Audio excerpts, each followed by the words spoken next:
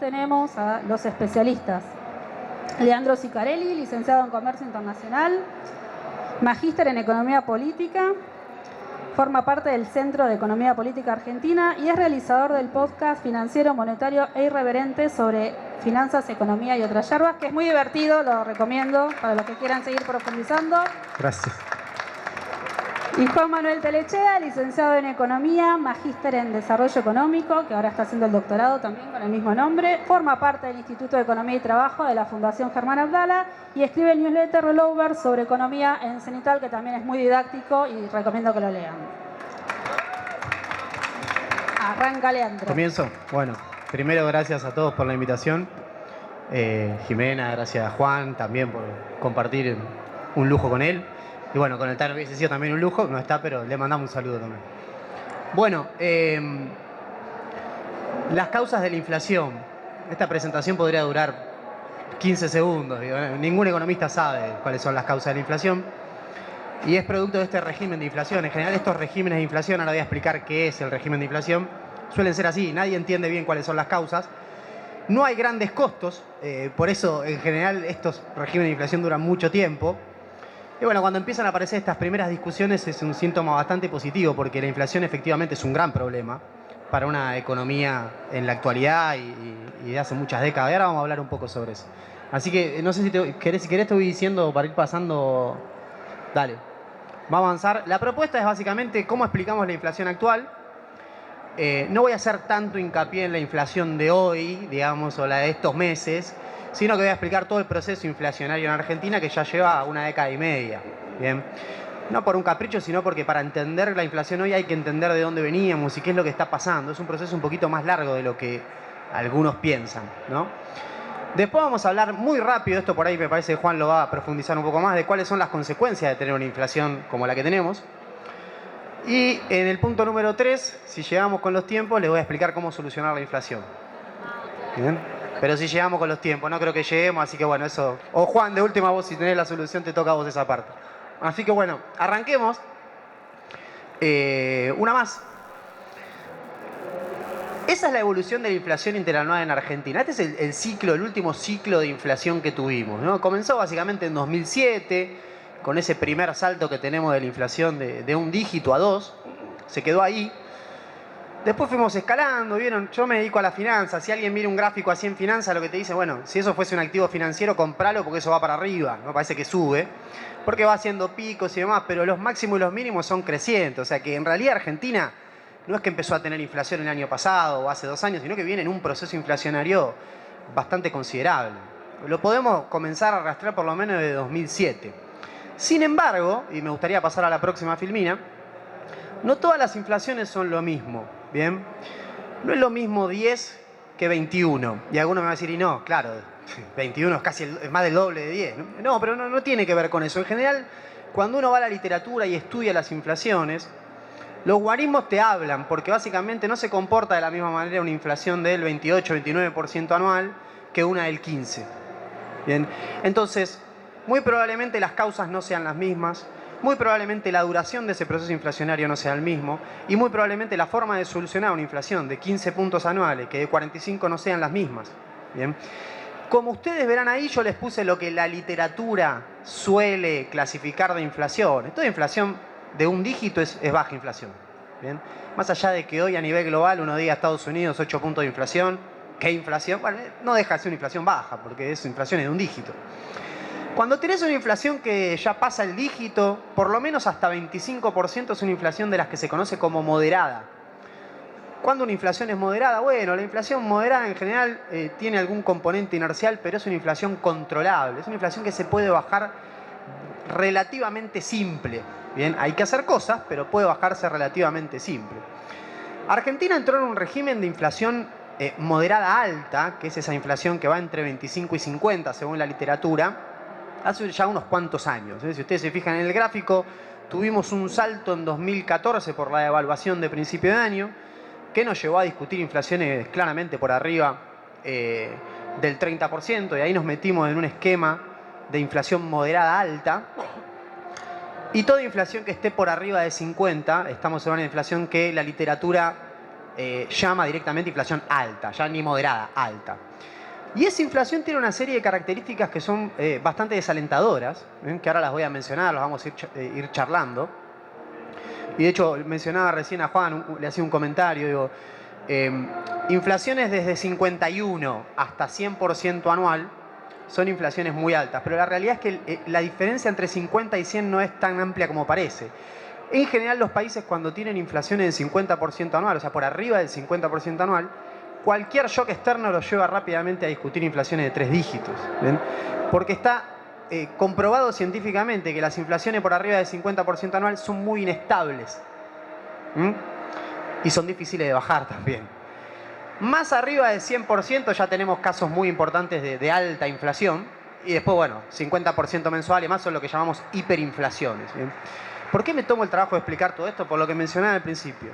No es lo mismo tener una inflación entre 10 y 25, que es una inflación donde vos podés con determinadas políticas económicas ir controlando, que una inflación por arriba del 25 y mucho menos que una inflación por arriba del 50. Entonces, lo que nosotros fuimos teniendo a lo largo del tiempo en Argentina son cambios en los regímenes de inflación. Hoy estamos entrando a un régimen de alta inflación. Alguno me podrá decir, pero el año pasado 40 y pico, el otro, esto es alta.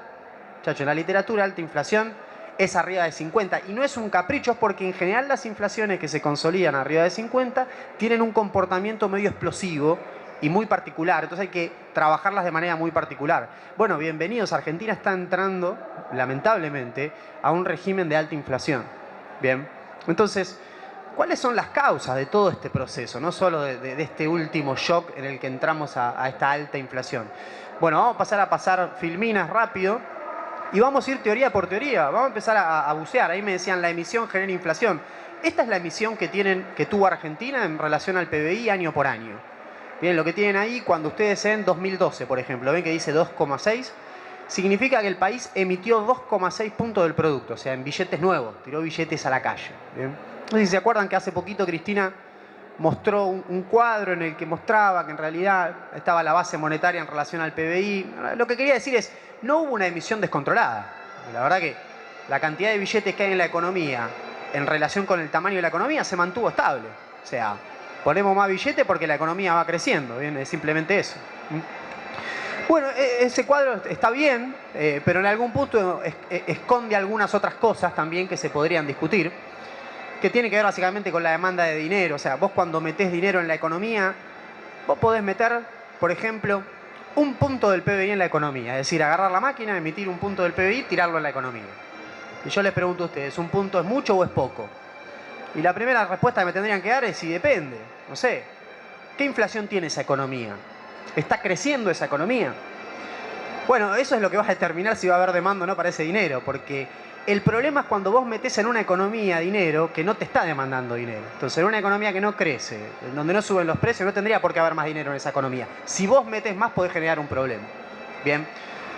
No son exactamente esos años en donde la economía argentina haya crecido mucho, efectivamente, pero sí son áreas donde tuviste fuerte inflación. La realidad, igual, si ustedes se concentran en 2007-2008, fíjense que la emisión era relativamente baja. Y si volvemos a la filmina anterior, lo primero que nosotros tenemos que explicar es por qué pasamos de en 2006 de tener inflaciones en torno a un dígito a una inflación de 2 dígitos. Bueno, y ahí, volvemos a pasar para adelante, ahí no hubo un problema con la emisión. En realidad, lo que da la sensación la estadística es que primero vino la inflación y después el gobierno empezó a acelerar la emisión. Y esto es así porque siempre funciona así. ¿Cuál es la trampa que hacen los liberales, ¿no? En el largo plazo, la cantidad de dinero y la inflación se mueven igual. Entonces, por cada peso más que haya, va a haber uno más de inflación. Esa es la relación de largo plazo. Lo que no significa que una cosa esté causando la otra. En realidad, cuando haces un test de causalidad ahí, la causalidad suele ser al revés. Cuando hay inflación, los gobiernos terminan emitiendo más. Y tiene sentido, básicamente porque las economías son economías monetarias. Una economía que tiene 10 puntos de inflación, naturalmente, para realizar las mismas transacciones, va a necesitar 10% más de billetes. Bien, porque son economías monetarias. Saquen el multiplicador bancario de lado. Con lo cual acá se ve claro, vos tuviste un salto de la inflación en 2007 que no es explicado por la emisión monetaria. Bien. Y como si fuese poco, tuviste la emisión monetaria más grande en 2014 Y desde ahí la emisión no paró de bajar en relación al Producto Bruto, cuando todos sabemos que la inflación de 2014 en adelante se disparó. Bien, ahí el liberal te va a decir que lo que pasa es que hay un lag, tarda 1 año, 2 años. Bueno, en los 80 Milton Friedman dijo que tardaba 1 año y medio, 2 años en pegar lo que vos emitías. En los 80 no había billeteras virtuales, con lo cual esperar 2 años para que la emisión de hoy pegue es una tontería, no tiene sentido porque el dinero se esteriliza y circula en tiempo real. Así que no tiene mucho sentido. Entonces, ¿es la emisión? No es la emisión. En realidad ni siquiera la literatura dice que es la emisión. Si pasamos a la siguiente filmina, en realidad lo que la literatura dice es, no, en realidad el problema es que vos emitís porque tenés déficit. En realidad lo que causa la inflación es el déficit, es monetizar el déficit. Y la realidad es que, vamos de vuelta, el shock de 2007 desde el déficit es totalmente inexplicable. De hecho, en 2007 vos tuviste casi 3 puntos de superávit fiscal. Bien, es decir, el gobierno recaudaba más de lo que gastaba. Y sin embargo tuviste un salto en donde se duplicó la inflación. Bien. Como si fuese poco, yo creo que ya es por una cuestión de maldad histórica. Si ustedes miran los últimos años, es fantástico porque cada año que aumentó el déficit, la inflación bajó. Y cada año que el déficit subió, al revés, cada vez que el déficit subió, la inflación bajó. Y cuando el déficit empeoró, ya no sé cómo decirlo, pero vamos a no por año porque me estoy mezclando. 2016, 2017 que estamos viendo déficit. Bueno, miren, 2017 tuvimos baja el déficit y baja inflación. Y acá empieza. 2018 baja fuerte el déficit, la inflación se duplicó. 2019 baja fuerte el déficit, la inflación volvió a subir. 2020 el déficit sube brutalmente por la pandemia, la inflación baja. En 2021 el déficit baja, la inflación sube. Se comporta sistemáticamente al revés el déficit con la inflación en los últimos años. Con lo cual, ya vimos inflación, emisión por el momento no, déficit por el momento no. Sigamos con la que sigue, vamos una por una rápido. Hay un problema con los costos, estamos teniendo inflación por los costos. Bueno, acá mencionaban el salario. ¿Cuáles son los 2 costos grandes de la macroeconomía? Bueno, uno siempre piensa tipo de cambio y salario son los 2 ordenadores de la función de costo de cualquier empresa. Ese es el tipo de cambio real multilateral, ahí lo tienen bajando de manera sistemática. Con lo cual, que el tipo de cambio baje significa que el tipo de cambio corrió por abajo de la inflación, con lo cual significa de que no puede ser la justificación del tipo de cambio porque de hecho estuvo por debajo de la inflación. Igual los salarios en estos últimos 3 años. Nadie puede sostener que el salario generó inflación cuando con Macri perdió 20 puntos el registrado. ¿Ven? Y estos 2 años ha seguido perdiendo. Y con lo cual no hay un driver ahí para poder explicar por qué pasamos un régimen de alta inflación en el marco de que caen los costos en términos relativos. Bien. Esta es la visión del Fondo Monetario. Muchos compañeros piensan que el fondo piensa que la inflación es por emisión. Lean el artículo 4 del fondo, dice la inflación en Argentina tiene 2 componentes. El tipo de cambio y los salarios. El tipo de cambio, los shocks de tipo de cambio hacen que suban los precios. Y como el salario hay mucha nominalidad, mira para atrás, trata de recuperar con la paridad. ¿Y qué es lo que sucede? Genera un efecto de inercia. Esto es simple. Sube el tipo de cambio, suben los precios. El tipo de cambio después se estabiliza, con lo cual los precios tendrían que empezar a bajar, pero cuando tienen que empezar a bajar llegan las paritarias. Entonces no bajan, porque como hay mucha nominalidad, ¿qué hacen los empresarios? Le cargan a los precios el aumento del salario y se genera este circuito espiral. ¿Bien? Esa es la lectura del Fondo Monetario. Es esta inflación con costo. La verdad que esta es la que más se acomoda a los números de verdad. Cuando uno mira la evolución del tipo de cambio de los salarios con la inflación par y paso le da bastante bien. Pero esta se rompió en 2021-22. Por esto que mencionábamos. Atrasamos el tipo de cambio, se atrasaron los salarios y la inflación subió, no bajó. Con lo cual, esta explicación venía muy bien, pero no nos sirve para la inflación actual. No nos explica por qué cambiamos de régimen, no nos explica por qué nos vamos a discutir inflaciones del 60-70% en estos meses. Así que sigamos porque hay más teorías de la inflación. ¿Hay inflación importada? ¿Es un problema de los precios internacionales? Miren 2007, inflación importada es la que tienen en azul oscuro. Miren lo que fueron los precios a nivel internacional en 2007. Ahí está la explicación de por qué en Argentina tuvimos un salto de la inflación en 2007. Ahí está el quid de la cuestión. ¿Cómo empezó todo? Con un shock de precios internacionales. Así empezó todo. No fue ni la emisión, ni la puja distributiva, ni el tipo de cambio, ni el déficit fiscal. Fue básicamente una suba de precios internacionales que te llevó a un régimen de inflación media-baja. Bien, pues pasaste a 2 dígitos. Ahora, la inflación importada, ustedes fíjense que la inflación importada es la azul oscuro. Desde 2008 en adelante, la verdad que es inexplicable desde esta teoría por qué tuviste inflación, porque no hubo otra cosa que estabilidad de precios a nivel internacional en moneda dura y vos seguiste teniendo inflación. Ahí en el medio hay otra cosa para explicar. Sin embargo, miren 2021, el salto que vuelve a dar la inflación importada. Bien, les voy spoileando un poco. Este es el shock esto es lo que nos llevó a un régimen de alta inflación. Bien, este salto en los precios internacionales.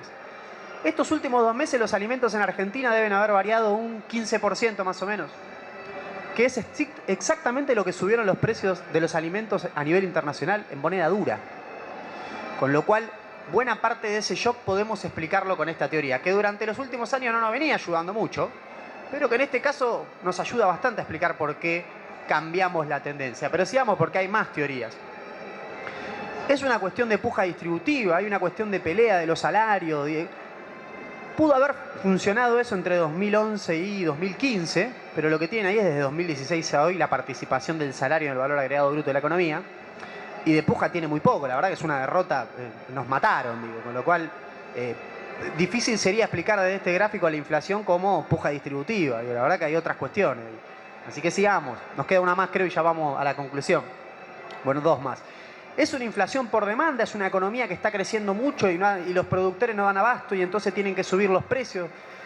Bueno, estamos en un nivel de actividad ahora, que la verdad es uno de los niveles de actividad donde más problemas hemos tenido, porque es uno de los tamaños de economía para Argentina más grandes históricos. Es donde se estancó la economía ya en 2011 y donde estuvimos, como ven ahí, unos cuantos años yendo y viniendo, hasta que vino Macri y fue todo ir, ¿no? Hacia abajo.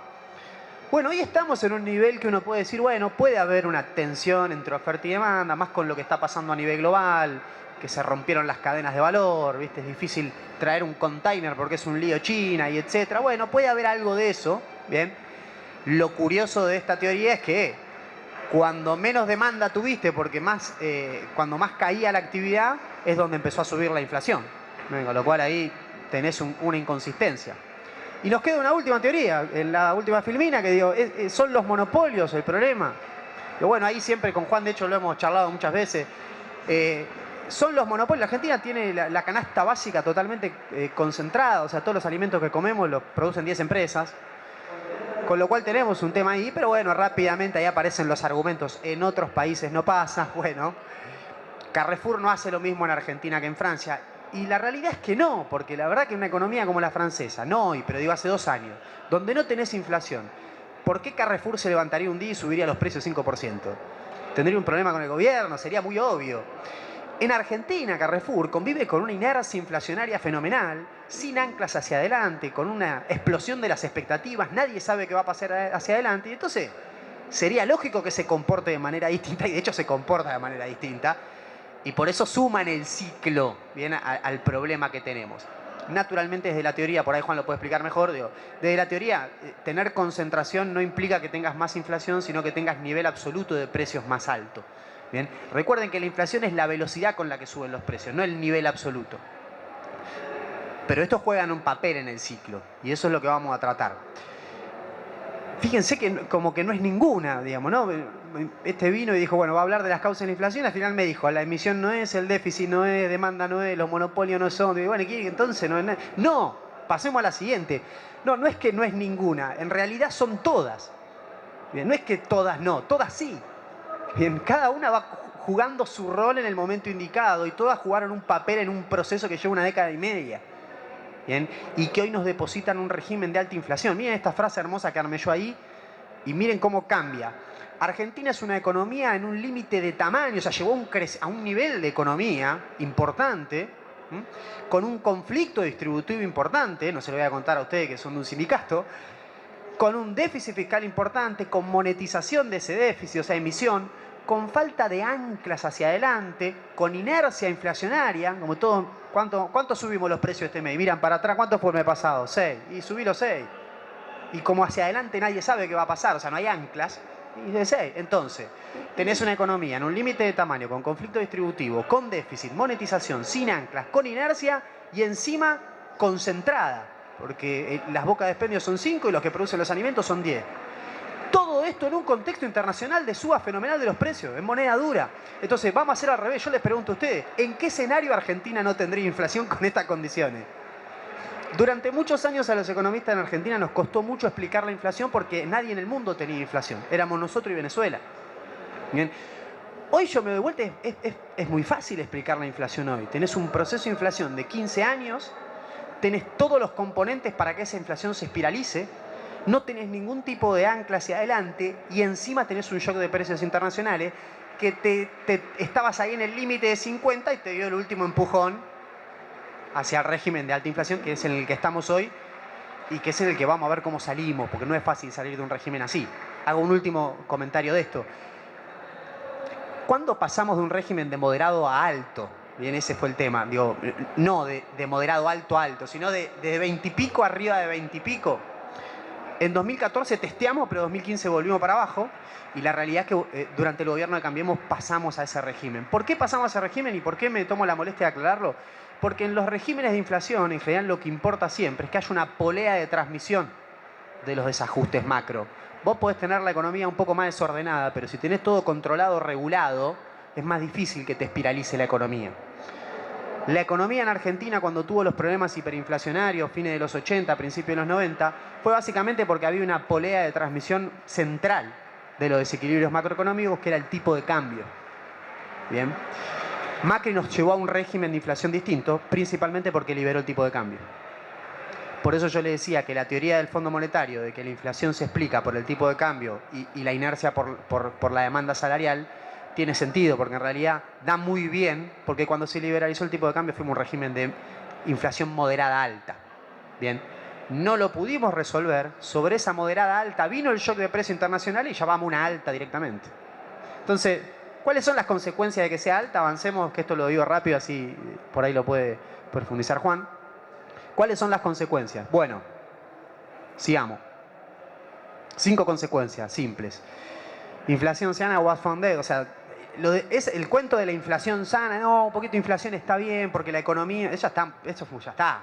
Me parece que ya está comprobado científicamente que los países que tienen más inflación tienen peor desempeño macroeconómico. Nosotros nos acostumbramos a vivir con esta inflación, pero digo, ya a estos niveles es claramente insostenible. Durante los 60 la economía argentina creció, tuvo una rueda de crecimiento, no me acuerdo si fue, creo que fue entre el 64 y el 74, creo que crecimos 11 años seguidos con un promedio de 30% de inflación. Y entonces por ahí a alguien se le ocurrió la idea de decir, che, no está mal una inflación de 30 puntos, total la economía crece. Si vos me decís a mí ahora, 30 puntos y creces 11 años seguidos, soy como el meme, ¿viste? No sé, lo pensaría, porque crecer 11 años seguidos estaría buenísimo. No creo que sea muy factible. Y de hecho, lo estadístico que muestra, lo estadístico muestra que con inflación arriba del 35% en Argentina, no crecen los salarios y no crece la actividad económica. Bien.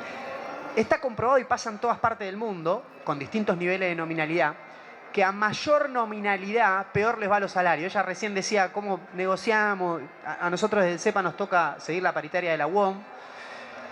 Hicieron una gran paritaria. La realidad es que negociaron muy duro, sacaron un montón de actualizaciones, metieron 3 actualizaciones los primeros 3 meses del año, y llegaban con el pucho, estaban uno arriba, y todos los meses era ver el dato de inflación, a ver cómo terminaban. Perdieron por 6 puntos, perdieron por goleada. Hicieron una gran paritaria. Y es por esto, porque a altos niveles de nominalidad los salarios terminan perdiendo. Bien.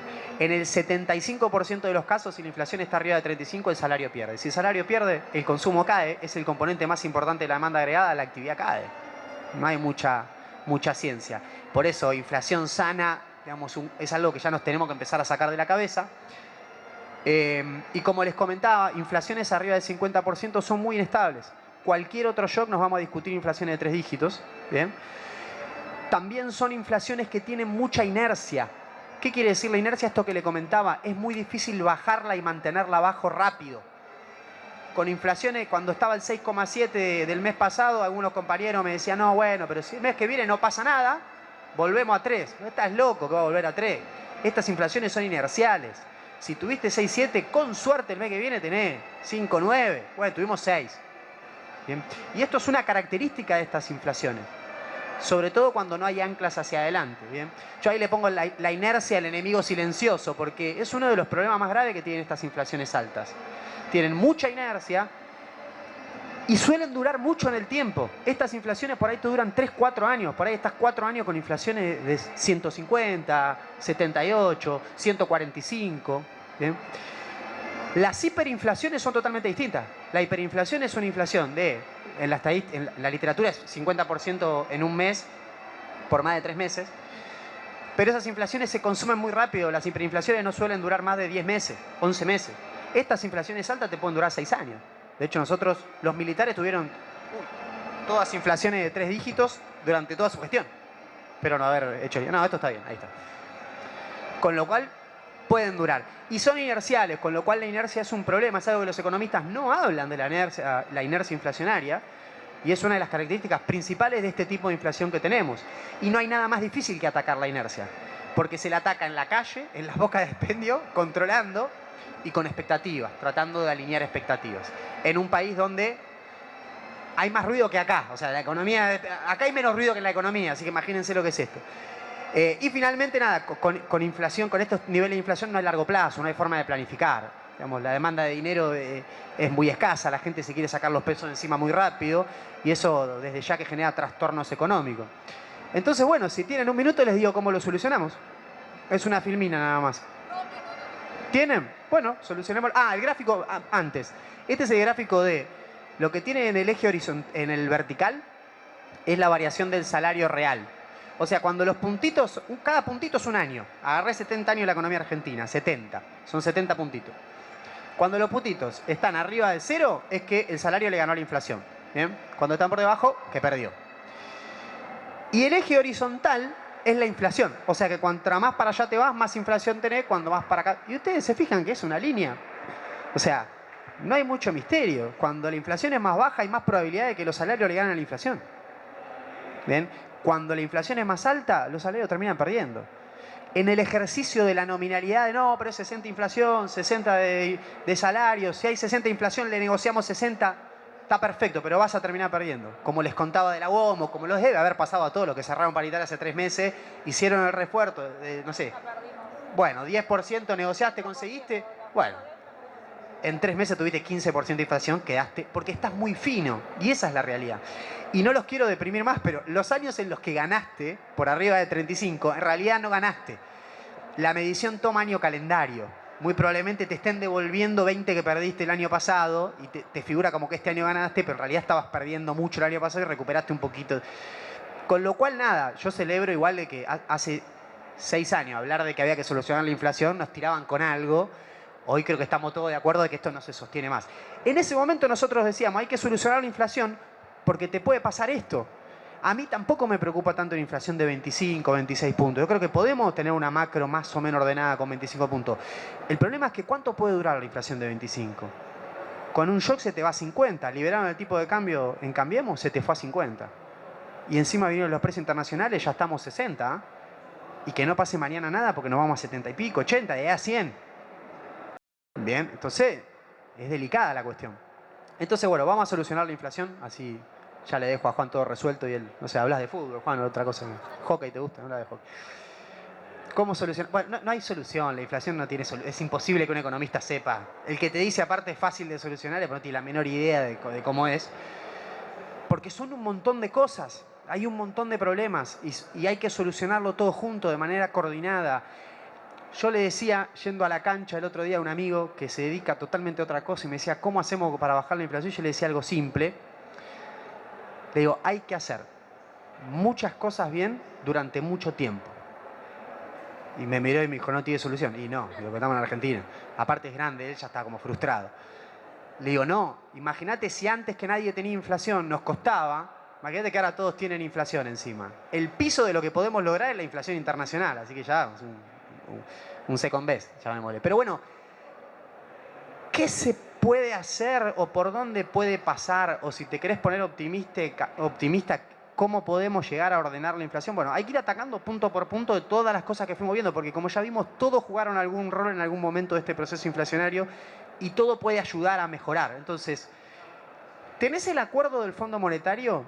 Todos los planes de estabilización que lograron bajar la inflación en todos los países del mundo tuvieron un ancla estructural. Es decir, ¿qué es un ancla estructural? Como que nadie sabe muy bien. Yo a veces le pregunto a los economistas liberales, yo me dedico a la finanza y estoy todo el tiempo con economistas liberales y les pregunto y nadie sabe bien qué es. Todo te lo dicen, no, un ancla estructural. ¿Y qué es? ¿Cómo qué es? Yo les voy a explicar qué es un ancla estructural. Es algo que está ahí en la economía o en la política que sirve como ancla estructural. Es decir, que todos lo miran y dicen, mientras esté eso ahí, esto no se puede desmadrar del todo. Eso es un ancla estructural. ¿Saben qué fue un ancla estructural en la economía argentina? La ley de convertibilidad. La ley de convertibilidad fue un ancla estructural. Porque todos decían, pero si por ley el tipo de cambio no se puede mover, esto no pueden devaluar. Si por ley no pueden emitir, no van a poder emitir, entonces no sé qué. Eso era un ancla estructural. Te puede gustar más, menos, pero eso es un ancla estructural. ¿Bien? Para estabilizar necesitas un ancla estructural. Lo más parecido que tenés a un ancla estructural hoy es el acuerdo con el Fondo Monetario, porque es lo único que los actores pueden mirar y decir, bueno, de última está el fondo adentro. La realidad es que cuando vos mirás como te calzó todos los cronogramas de desembolso con los vencimientos, te despejó todos los vencimientos de deuda. Argentina en los próximos años no tiene que pagar deuda, prácticamente. Con lo cual, ¿es un buen ancla estructural? No, pero es lo que tenés hoy. Entonces, ¿a qué voy con esto? Voy que si más o menos el acuerdo vos lo podés presentar a la sociedad, se más o menos se entiende, te creen, y lo vas cumpliendo, vas pasando bien las revisiones, puede ayudar. Puede funcionar como un ancla estructural en el corto plazo. Le podés sumar a eso, por ejemplo, un acuerdo con la oposición. ¿Bien?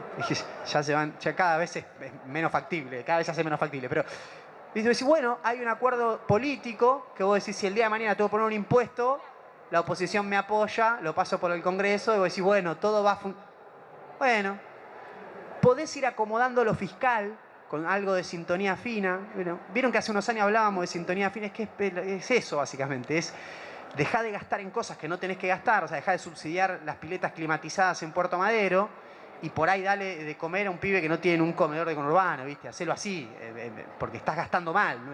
Donde la necesitamos no está y donde no la necesitamos la estás poniendo y la tirás por un helicóptero encima. Entonces, sintonía fina para acomodar lo fiscal en ese sentido. Argentina tiene margen para corregir el déficit fiscal sin tocar un peso de los programas sociales. Un peso. Es un desastre como gasta. Entonces, hay margen para acomodar eso. Entonces vos decís, tenés el acuerdo, por ahí un acuerdo político, vas acomodando lo fiscal. Lo monetario, si lo fiscal se acomoda solo, porque lo monetario va atrás de lo fiscal. Esta cosa de la emisión descontrolada. Si lo fiscal se acomoda, no hace falta emitir. Con lo cual, una cosa va atrás de la otra. Si podés acumular reservas, también eso va a ayudar a que el mercado piense, bueno, tienen espalda, no van a devaluar. Podés generar acuerdos económicos y después tenés que ir a controlar precios. Y esta es la gran discusión. Yo le voy a decir, alguno debe estar pensando, ¿este dónde lo sacaron? Porque esto es el programa de Macri. No hay planes de estabilización heterodoxos. Todos los países que bajaban la inflación hicieron cosas de este tipo. La discusión en los programas de estabilización, siempre, lo que define que un programa de estabilización sea heterodoxo es básicamente si hay controles de precio o no. Eso es lo más heterodoxo que van a encontrar en los países que hicieron un plan para bajar la inflación. Yo, de hecho, creo fuertemente que Argentina necesita controlar precios e ir a los supermercados y hablar con los monopolios y hablar con las cadenas de valor, porque tiene un problema de inercia, especulación, no tiene ancla, con lo cual es una discusión muy importante, no es menor la discusión. Pero digo, hay que hacer todo esto junto, tal vez no sea muy grato hacerlo o decirlo, hay que hacerlo durante mucho tiempo, todo junto y de manera exitosa. ¿Cuál es la ventaja que tendría una cosa de este tipo? Que no requiere hacer grandes ajustes bruscos o hacerle pagar a la sociedad. Hay un margen para lograr hacer esto sin que los que menos tienen lo paguen. Lo que pasa es que hace falta, yo le diría gallas, pero digo, hace falta también ir a cobrar a donde hay que cobrar, poner los impuestos donde hay que ponerlos. Ustedes fíjense, yo el otro día decía en mi podcast, ya voy cerrando, cada vez que el gobierno va a poner un impuesto a los sectores de mayor ingreso, el impuesto se llama extraordinario, temporal, reembolsable, te pido disculpas, yo te lo devuelvo. Hermano, ahí es donde vos tenés que ir a cobrar. Yo no sé, cuando el pobre paga el IVA, cuando compra un paquete de fideos, no es ni reembolsable, ni extraordinario, ni espléndido, ni nada. Se lo cobrás y no vuelve más. Y ese lo cobrás toda la semana. Entonces, buena parte de por qué no estás cerrando el acuerdo con el fondo es, bueno, tuviste mala suerte por lo de las tarifas, que lo armaste mal y subieron los precios internacionales, pero también no pusiste nada. el propio fondo te daba a la derecha para que vayas a cobrar impuestos a la grande fortuna, a los que la fugaron. Y no pusimos nada de eso, eso fuimos nosotros. Entonces no fue el fondo el que dijo no pongas nada. Nosotros elegimos no ir por ese camino. Entonces hoy, si bien no tenemos la necesidad de hacer ajustes bruscos, como no tenemos la voluntad tampoco de ir a cobrar impuestos a donde se corresponde, la verdad que las cosas no cierran. Y cierro finalmente con las desventajas. Los planes de estabilización en general tienen anclas nominales y las anclas nominales está comprobado científicamente de que importan. ¿Cuál es el ancla nominal más importante? El tipo de cambio. En general los planes de estabilización que mejor funcionan son los que anclan el tipo de cambio. Y de hecho, los planes de estabilización que anclan el tipo de cambio son expansivos. ¿Vieron que uno te dice, hay que hacer un plan de estabilización? Vos decís, agárrate la billetera, se viene el ajuste, no crecemos. No, todos los planes de estabilización con tipo de cambio son expansivos, o sea, la economía crece. Los planes de estabilización que no son expansivos son los planes como el de Cambiemos de 2018, que no ancló el tipo de cambio, ancló la cantidad de dinero. Eso por teoría económica, porque la demanda de dinero fluctúa mucho y entonces se hace más duro, menos duro. Cuestión, lamentablemente no tenemos las condiciones ni la fuerza política para hacer un programa de estabilización como el que tendríamos que hacer. No hay anclas nominales, no tenemos anclas estructurales y la situación internacional no ayuda para nada, con lo cual en el marco de un acuerdo con el fondo que va a naufragar, lamentablemente, porque ya vamos a la primera revisión sin cumplir buena parte de lo que teníamos que cumplir, lo vamos a cumplir haciendo trampa, y buena parte de las metas quedaron viejas por lo que fue la otra negociación, ya nada, pensar cómo lo solucionamos era simplemente una vía, era para que tengan una vía de escape hoy cuando se vayan a acostar y no se depriman tanto, digo, podría haber funcionado. Alguien tal vez en el gobierno pensó que hacer una cosa de este tipo podría haber funcionado. Bueno, se lo llevó puesto la macro y lamentablemente seguiremos en este régimen de inflación. En realidad lamentablemente no, porque es un régimen que no es muy estable, así que pasaremos a otro régimen. Por ahí volvamos para abajo. Tendríamos que tener mucha suerte, si no, lamentablemente vamos a pasar a discutir otro tipo de inflaciones. No quiero ser agorero, digo, ojalá que no, pero digo, estas serían las cosas que uno tendría que ir siguiendo para saber si vamos a lograr volver a un régimen de inflación alta moderada o si vamos a pasar a otro régimen un poco más explosivo. Bien, esperemos que no. Bueno, hasta acá le dejo a Juan.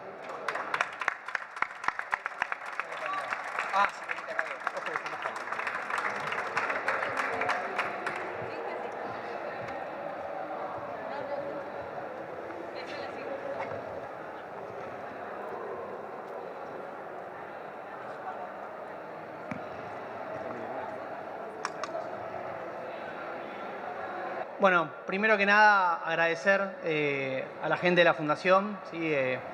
Para mí es un orgullo estar acá charlando de este tema que, bueno, la verdad que es un tema bastante repetitivo, pero creo que sigue siendo necesario un poco lo que recién contaba Leandro. La idea es aprovechar ya todas las explicaciones que dio para ir un poquito, profundizar quizás en algunas cuestiones en la cual también podemos tener un matiz, pero creo que lo que decía es muy relevante en el sentido de que no hay grandes recetas para este tema. Yo creo que fundamentalmente, como decía Leandro, el gran problema de esto es que es un problema que tiene larga data y que eso se va enraizando en la economía y que entonces se hace muy difícil de solucionar porque requiere mucho tiempo, buenas políticas, mucha coordinación y en el medio además de todo eso está la política, ¿sí? Entonces se hace bastante complicado. A ver, pasemos, ahí está. Bueno, primero, ¿por qué, no? Ese gran problema de la economía argentina. Ahí lo que están viendo es el nivel de producción de la economía argentina, básicamente, digamos, todo lo que se produce. Y como pueden ver, la economía no crece hace más de 10 años, ¿sí? Tuvimos un estancamiento prácticamente total del 2011 hasta el 2018. En 2019 empieza la caída. Y después, bueno, el brutal ajuste que fue la pandemia y la posterior recuperación, ¿sí? Pero básicamente lo que eso está mostrando es que la economía argentina hoy produce más o menos lo mismo que producía hace 10 años, ¿sí? O sea, y uno puede, pasamos a la siguiente, uno puede decir, bueno, ¿por qué es importante, ¿no?, que la economía produzca?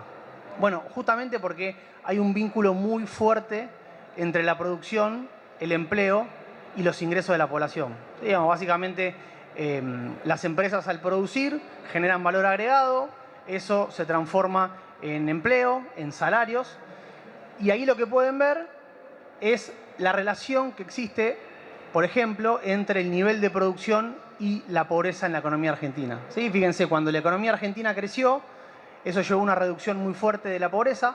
Fundamentalmente lo que está pasando cuando la economía crece, que lo tenemos creo que bastante claro, es que genera trabajos, genera mejores sueldos, ¿sí? Y eso obviamente se traduce en mejoras de calidad de vida de la población.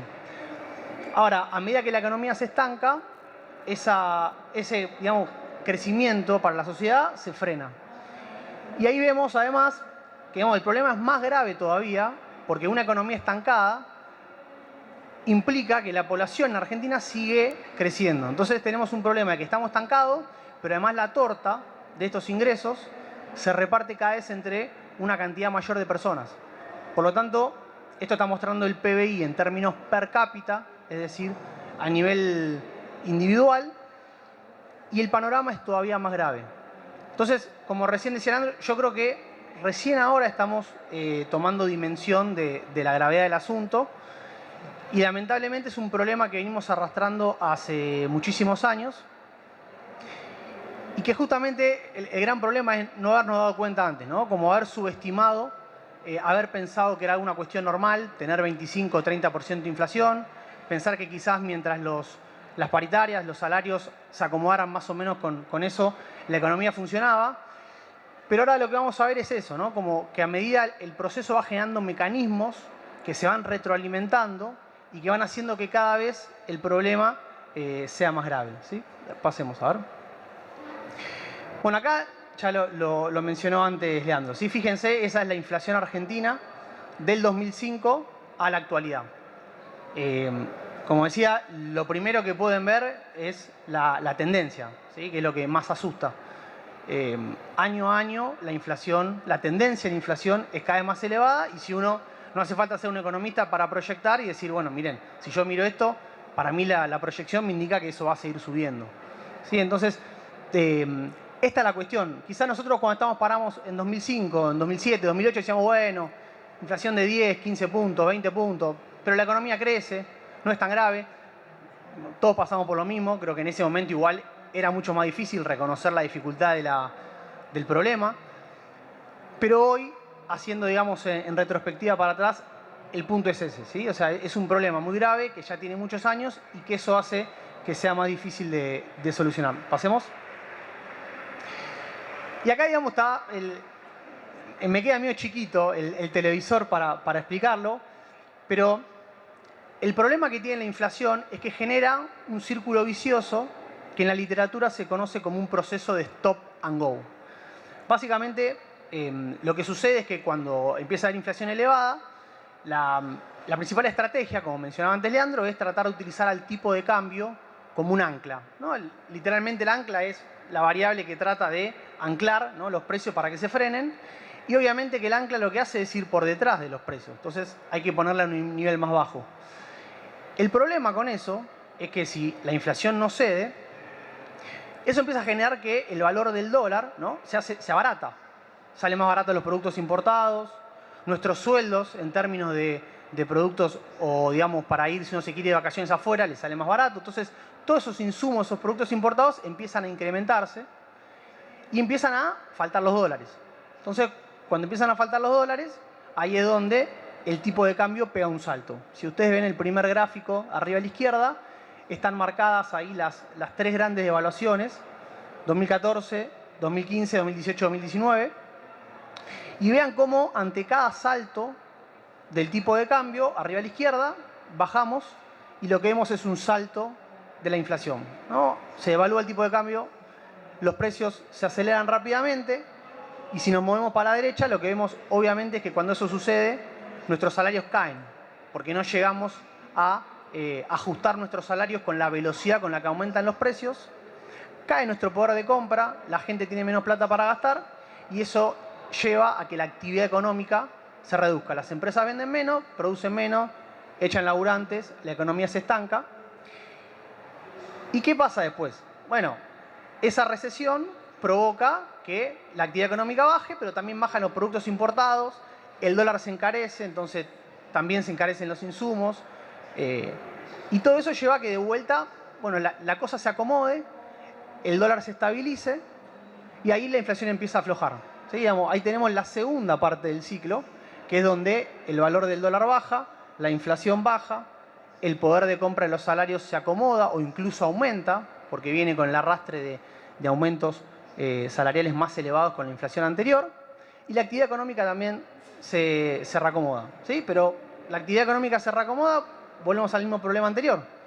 Empieza a aumentar las importaciones, empieza a aumentar la demanda de dólares, nos quedamos sin divisa, devaluación, inflación, caída del salario, recesión de la economía. ¿Sí? Este es el típico ciclo de Stop and Go, que está bastante clarito ahí, con las 3 devaluaciones, los 3 aumentos de inflación, la caída del salario, y obviamente si uno mira todo el panorama de la actividad económica, llevándolo a lo que mostrábamos antes, me da una actividad que está estancada. Tiene momentos de crecimiento, momentos de recesión, pero en promedio terminamos siempre sin que la actividad económica aumente. Pasemos. Entonces, bueno, acá está un poquito explicado, ¿no? Lo que decíamos recién. Y el origen de este problema es precisamente la inflación. ¿Sí? La inflación elevada es lo que lleva a la precisión del tipo de cambio y a todo este proceso que charlábamos recién. Pasemos. Ahora bien, acá la pregunta es, bueno, pero ¿por qué es la inflación, ¿no? ¿Por qué vos me podés decir así con seguridad de que la causa de este problema es esa y no es otra?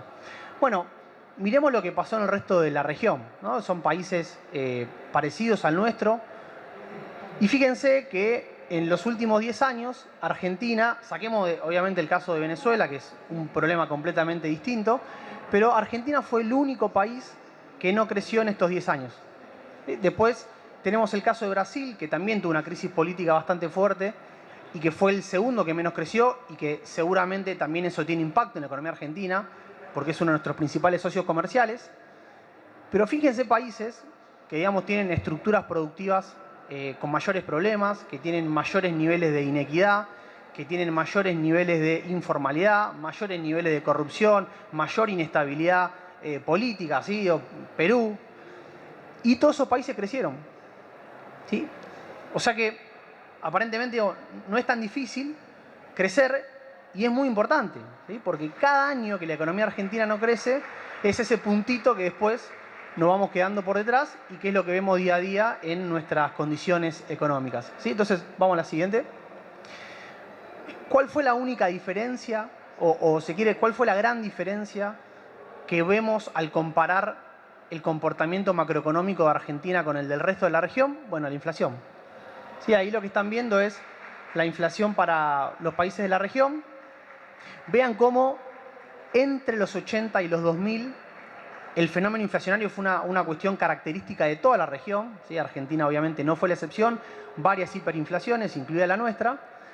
Pero podríamos decir que a partir de eso, el resto de los países, entre comillas, aprendió la lección y Argentina no. ¿Sí? O sea, a partir del 2000, vean cómo todas las liñitas, esas que están ahí, que es el nivel de inflación del resto de los países, se estabilizan y se mantienen en niveles muy bajos, en torno del 5 o el 10%.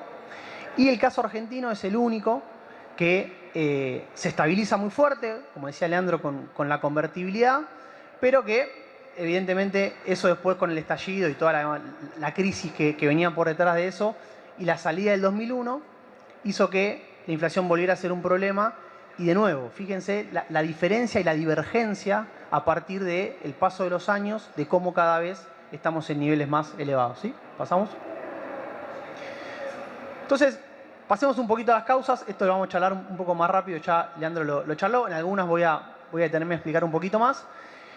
Lo que ven ahí es la evolución del tipo de cambio y de la inflación. ¿Sí? Ya lo mostramos antes, o sea, es por excelencia la variable que está por detrás de la inflación. O sea, cada vez que el tipo de cambio se devaluó y pegó un salto, los precios se aceleraron. Digamos, si se ponen a ver, hay un solo caso en el cual se ve un gran salto de los precios, con el tipo de cambio planchado, que lo mostraba también Leandro antes, que es justamente el caso actual, ¿no? Uno puede ver cómo las dos variables se mueven de manera bastante parecida, en sintonía, y a partir del 2020 el tipo de cambio se frena o baja, digamos, la velocidad a la que está depreciando, pero la inflación pega un salto. Hay claramente una desconexión entre lo que está pasando con el valor del dólar y lo que está pasando con la inflación, ¿sí? Así que eso va a ser un tema que ahora vamos a charlar en un ratito, ¿sí? Vamos a la siguiente. Tema de los salarios, que ya también lo había charlado Leandro. Lo que ven ahí es los aumentos de los salarios en términos nominales, ¿sí? Hoy diríamos la economía, como ven ahí, en promedio para 2021 las paritarias anduvieron por el 50-55%.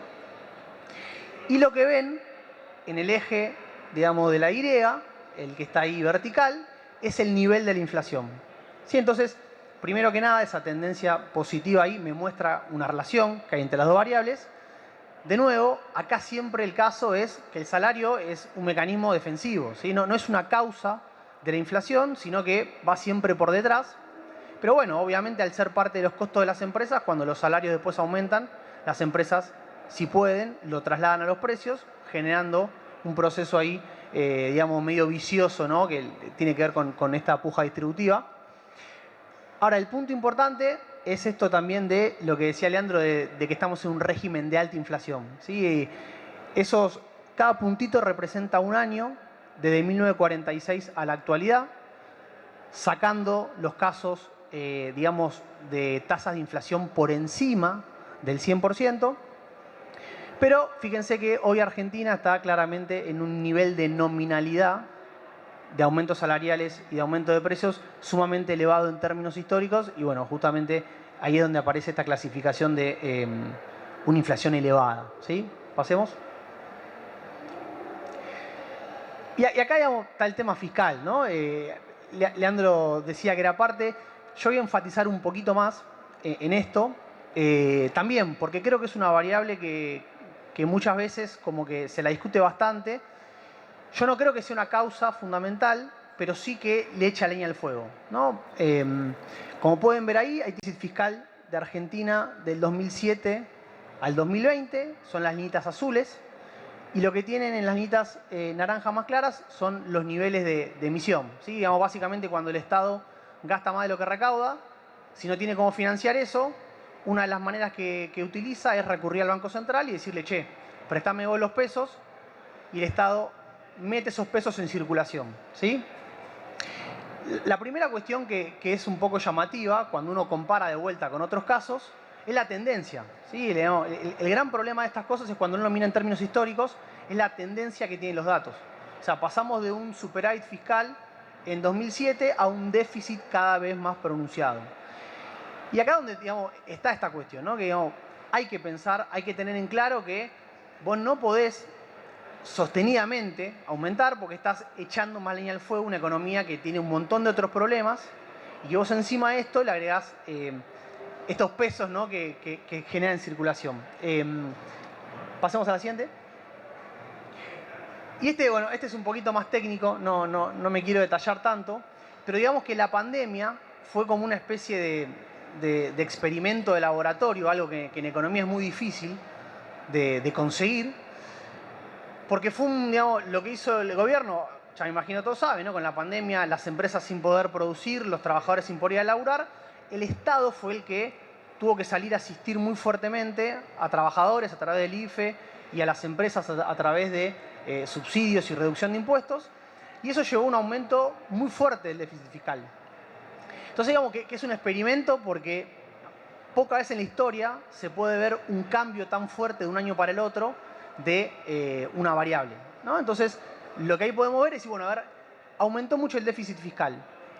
¿En qué variable de la economía tuvo un impacto muy fuerte, muy repentino, como para ver si existe algún tipo de causalidad? Y lo que están viendo ahí es precisamente el vínculo que yo creo que tuvo, ¿sí? Que básicamente lo que hizo fue que muchos de esos pesos terminaron en la compra de dólares. Como está el cepo, terminaron la compra de dólares, digamos, paralelo. Entonces, lo que ven ahí es cómo se dispara la brecha cambiaria, es decir, la cotización del dólar paralelo sube muy fuertemente, casi al mismo momento en el cual se inyectan los pesos en la economía. Y para agregar, digamos, más leña a este fuego, el Banco Central en ese momento lo que hizo fue meter todavía más plata en la economía, ¿sí? O sea, esa línea azul que ven ahí es la tasa de interés interbancaria. Entonces, la lógica del Banco Central fue, bueno, falta plata, hay que meter plata, ¿sí? Entonces, ya tenemos por un lado la plata que había metido el gobierno a través del financiamiento del déficit fiscal.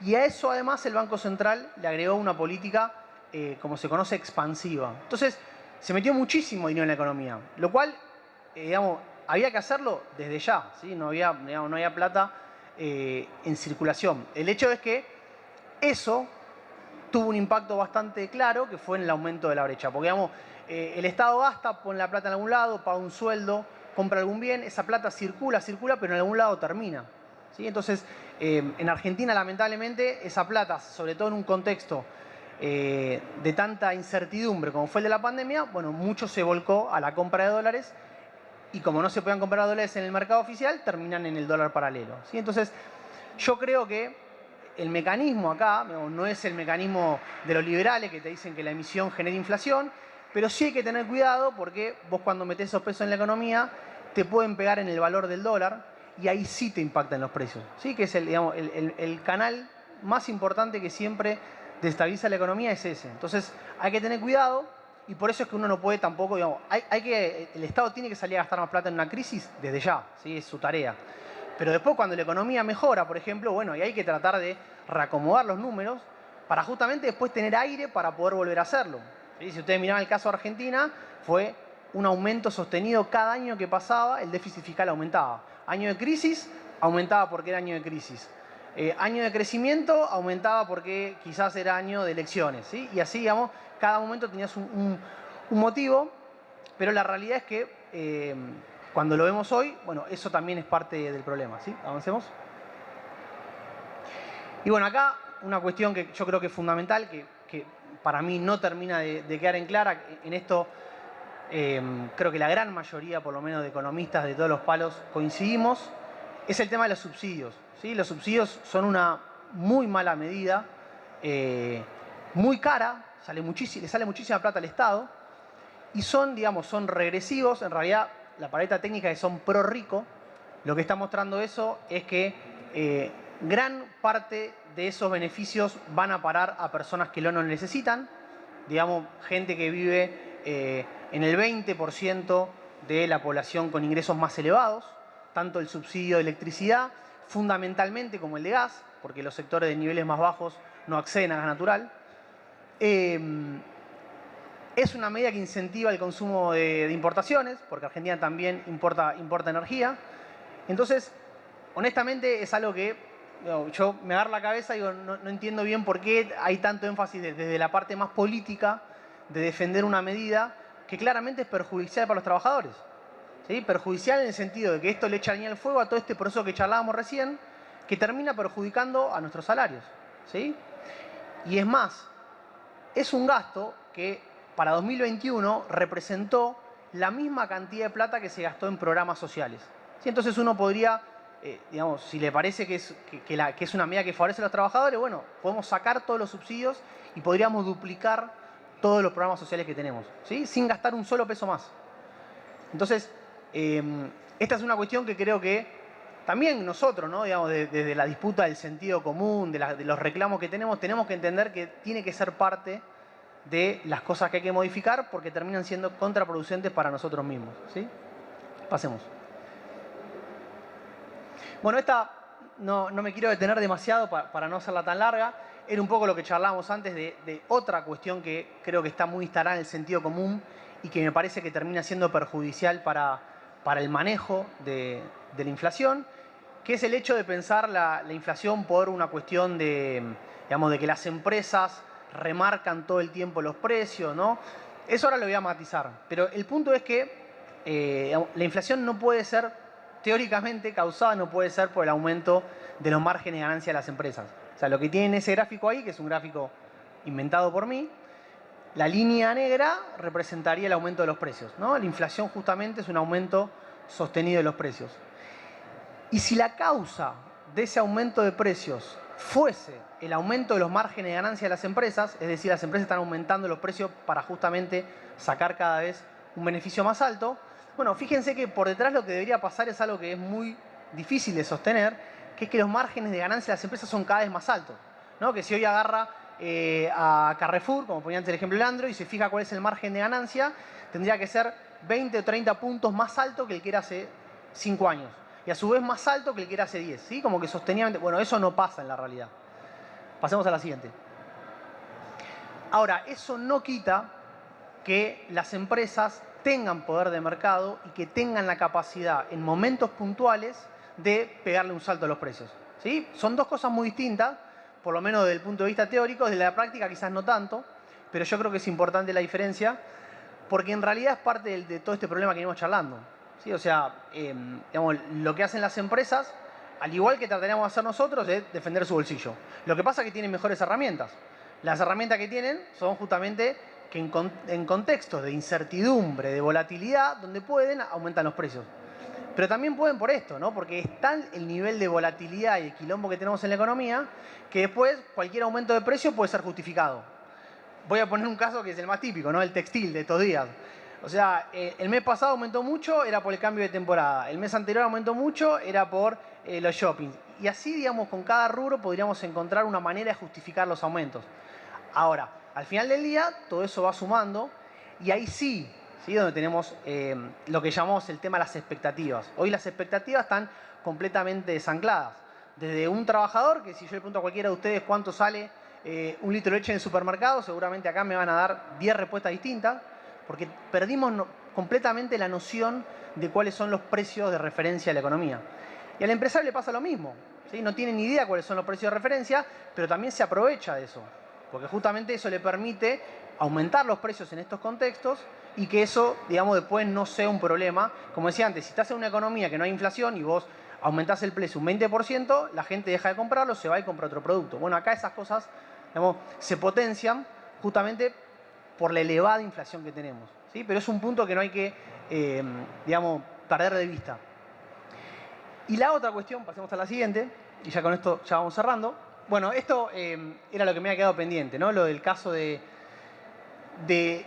desacople que habíamos mostrado en una filmina anterior entre el tipo de cambio y la inflación para este año. Bueno, la gran diferencia esta vez es que vos tuviste un aumento brutal de los precios internacionales. ¿Sí? Esa línea roja justamente está mostrando la evolución de los precios internacionales a través de la pandemia y después de la guerra entre Rusia y Ucrania. Tuviste aumentos muy fuertes de alimentos y de petróleo que pegaron en todo el mundo, que por primera vez se está volviendo a discutir esto en todo el mundo, y Argentina no fue la excepción. Ahora, lo que sí fue la excepción es el salto que pegó en Argentina. Mientras que en otros países la inflación aumentó 2-3 puntos, acá aumentó 10. ¿Y por qué aumentó 10? Bueno, por esta diferencia, ¿no? Porque ante esa incertidumbre o ante ese aumento de precios internacionales, acá, digamos, se ve potenciado por el remarque que hacen las empresas, ¿sí? Pasemos. Entonces, con todo esto, tenemos una manera de explicar el proceso. O sea, básicamente lo que está pasando es que vos tenés un círculo vicioso en el cual la inflación genera cada vez más inflación, ¿sí? Y el problema es que eso se va enraizando en la economía y se hace cada vez más difícil de solucionar. Entonces, la inflación te lleva a la devaluación del tipo de cambio. La devaluación del tipo de cambio después te lleva a un nivel de inflación más elevada. En el medio vos tratás de solucionar el problema, pero cada 2 años tenés algún quilombo de afuera. ¿Sí? Que esa es otra cuestión que lo hace sumamente difícil. Este año fue la guerra, el año pasado fue la pandemia, cuando fue lo de Macri fue la lira turca, una sequía, crisis internacional, sí, pero sistemáticamente cada 1 o 2 años vos tenés algún problema internacional que a vos te pega, claramente por ser un país periférico, y que entonces te va llevando a niveles cada vez más elevados. Entonces, lo que vemos ahí es eso, ¿sí? Los pisos de la inflación, a medida que va pasando el tiempo, son cada vez más altos. Los trabajadores incorporan eso en sus paritarias, las empresas incorporan eso en sus proyecciones de aumento de precio, y entonces cada vez arrancamos de un piso más alto a discutir, ¿sí? Y quizás, por más que se hagan las políticas correctas, después tenés quilombos internacionales que hacen que todo se te desmadre, ¿sí? Vamos a creo que la última. Entonces, bueno, ¿cómo salimos? Y acá yo coincido 100% con lo que decía Leandro, ¿sí? Creo que nadie tiene la respuesta, pero sí deberíamos tratar de lograr por lo menos algunos consensos básicos y Dios quiera, digamos, que cualquier partido político que le toque gobernar por lo menos tenga estas premisas como hoja de ruta para llevar adelante esta lucha contra la inflación, ¿sí? Y es más o menos lo que charlamos recién y esta cuestión que decíamos que es una inflación multicausal, ¿sí? La inflación es un problema macroeconómico, es un problema que depende fundamentalmente del tipo de cambio, pero el tipo de cambio también depende de cuestiones externas, que están fuera del control del gobierno, y también de cuestiones monetarias y financieras, que ahí sí están en control. Y ahí es donde entra el tema del déficit fiscal, donde entra el tema de las tarifas, y donde, digamos, el punto ahí, una cosa que tiene que hacer el gobierno es tratar de ver si de a poquito puede reducir el déficit. Y también lo que decía Leandro, no es que hace falta hacer un ajuste, ¿no? Como lo hizo en su momento Macri, no hace falta eso. Es simplemente ir mejorando la calidad del gasto, reduciendo aquellos componentes que no son tan relevantes para la sociedad, o sobre todo para los sectores de menores ingresos. Y ahí vos le vas quitando esa parte de la niña del fuego, ¿sí? Y además tenés todo este quilombo de expectativas, que ahí sí es donde entra la cuestión de los controles de precios. Pero los controles de precios de manera coordenada y con algún objetivo. No el hecho de decir, che, bueno, aumentaron 6% de los precios, listo, metamos un control, ¿no? Porque además también está esta cuestión de decir, tenemos que hacer algo. Entonces, ¿qué es lo más fácil? Bueno, hagamos un control de precio. Nos juntamos con las empresas, que además las empresas te dicen, control de precio. Bueno, haces el control de precio, a los 2 meses cuando lo levantás, las empresas te aumentan todo lo que han dejado de aumentar en el congelamiento. Entonces, hay que hacerlo, pero hay que hacerlo con cierta lógica. Y acá quizás aparece también la palabrita, la famosa palabra del programa económico. Bueno, vos tenés que tener un programa y ese programa tiene que tener una pata que sea un control de precios para justamente articular estas expectativas al tiempo que vos vas acomodando la macro, acomodando el déficit fiscal, acomodando la brecha, acomodando la externa con las reestructuraciones y en el medio, ¿no? Con el FMI que medio que te va obligando a llevar a cabo eso. ¿Cuál es el problema de todo esto? Bueno, esto sí que lleva bastante tiempo. Los países que lograron bajar inflaciones muy elevadas, el caso de Chile, el caso de Colombia, tardaron más de 10 años. Para Argentina 10 años, pero es larguísimo plazo. Y el problema es que vos tenés que ir haciendo las cosas de manera pausada, ¿sí? Lento pero sin pausa, digamos. Y en el medio tenés cada tanto, 1 o 2 años, estos shocks externos que te van generando estos problemas. ¿Sí? Entonces, honestamente, creo que es muy difícil de salir, pero si lográsemos tener por lo menos estos consensos mínimos y tener en cuenta lo difícil que es el problema y que es el principal problema de la macro, bueno, yo creo que de esa manera, como decíamos, quizás en 2 o 3 mundiales tengamos la inflación en niveles más bajos, ¿sí? Bueno, muchas gracias.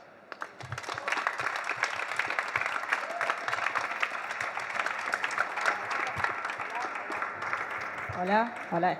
Bueno, muchas gracias a los dos, Juan Manuel y Leandro, por estar acá, por bancarse la gaita esa que no sé de dónde venía, las gaitas, y cogotear para poder ir acompañando la presentación. Bueno, muchas gracias a todos también por bancarnos hasta el final. No sé si alguno le quiere decir algo, preguntar algo, o ya se quieren ir todos corriendo, pero bueno, les agradecemos y esperamos volver a vernos pronto en eventos como este, que son tan necesarios para discutir estas cosas, que aunque creamos que son tan lejanas, si no las entendemos, cuando los escuchamos nos empezamos a dar cuenta que sí, que vemos por dónde viene el camino. Muchas gracias.